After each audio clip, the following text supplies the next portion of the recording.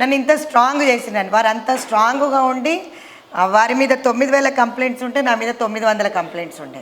ఒకప్పుడు పీసీసీగా ఉన్నప్పుడు, నేను మహిళా అధ్యక్షురాలుగా ఉన్నప్పుడు ఎవరు ఏది చెప్పినా ఎలవయా ఆడబిడ్డ పని చేసుకుంటుంది, నీకేం పని, ఆడల దాంట్లో మీకేం పని అని నెట్టేసిన అదే రేవంత్ అన్న. ఈరోజు పార్టీ మారి వచ్చిన వాళ్ళకి ప్రాధాన్యత ఇవ్వడం నాకు నచ్చలేదు. మీరు అంటే దిస్ ఇస్ వెరీ ఓపెన్. ఎవ్వరి పదవి శాశ్వతం కాదు. పదే పదే చెప్తున్నా, నేను ఎవ్వరి పదవి శాశ్వతం కాదు. నేను ఒకటే చెప్తాను, ఈరోజు నేను ఉండొచ్చు, కుర్చీలో ఇంకో చెల్లె ఉండొచ్చు, ఏ చెల్లె వచ్చినా మేము స్వాగతిస్తాం. కానీ మా డిమాండ్ ఒకటే, మహిళా కాంగ్రెస్ పక్షాన నేను మహిళా కాంగ్రెస్ అధ్యక్షురాలుగా ఈరోజు అందరూ నా ముఖం చూసి పనిచేశారు. What ever it may be. ఈరోజు చెల్లెళ్ళందరూ పనిచేసినప్పుడు నాకు ఒక బాధ ఏం కలుగుతుందంటే, వాళ్ళందరూ వచ్చి నన్ను అడుగుతున్నారు, అక్క నేను మీకోసం పనిచేసినాం, సరే రేవంత్ అన్న నీకు చెప్పింటాడు, మహేష్ అన్న నీకు చెప్పింటాడు పని చేయమని, పని చేయించింది నువ్వు, పదవులు ఇప్పించాల్సింది నువ్వు అని నన్ను అడుగుతున్నారు. ఈరోజు దురదృష్టకరం ఏంటంటే, నాకు సీఎం గారికి నేను మాట్లాడదామని ఎప్పుడు వెళ్ళాలన్నా అపాయింట్మెంట్ కోసం నేను ఫోన్ చేస్తే బిజీగా ఉన్నానని చెప్తాను. అంటే మరి అన్నకు అది తెలుసో లేదో నాకైతే తెలియదు. కానీ నేను రాఖీ పండుగ రోజు కూడా ట్రై చేశాను వారికి మాట్లాడడానికి. దానికన్నా ముందు కూడా నేను 2 సార్లు అపాయింట్మెంట్స్ అడిగాను.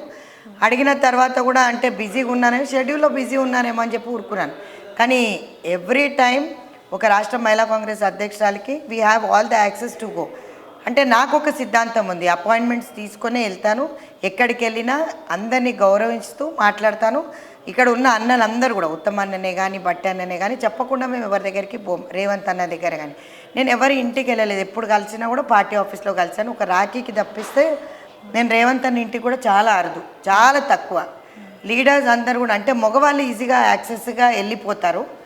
కానీ ఒక మహిళా అధ్యక్షురాలుగా నేను నా లిమిట్, నాది ఒక పొజిషన్ ప్రకారం నేను ప్రతి ఒక్కరిని అపాయింట్మెంట్ అడిగే పోతాను.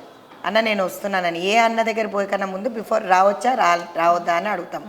అంటే కార్యకర్తలు అనే వాళ్ళు ఎప్పుడన్నా వెళ్ళిపోతారు. కానీ మహిళా అధ్యక్షురాల విషయము వేరే. మహిళలకి ఎంత పెద్దగా అయినా కూడా నింద వేయడానికి చాలా ఈజీగా పనికొచ్చేస్తాం మేము. కాబట్టి నేను ఆ నామ్స్ అనేవి ఫాలో అవుతాను, పార్టీ ప్రోటోకాల్ ఫాలో అవుతుంది. కాంగ్రెస్ పార్టీ నేను అసంతృప్తిగానే ఉన్నా.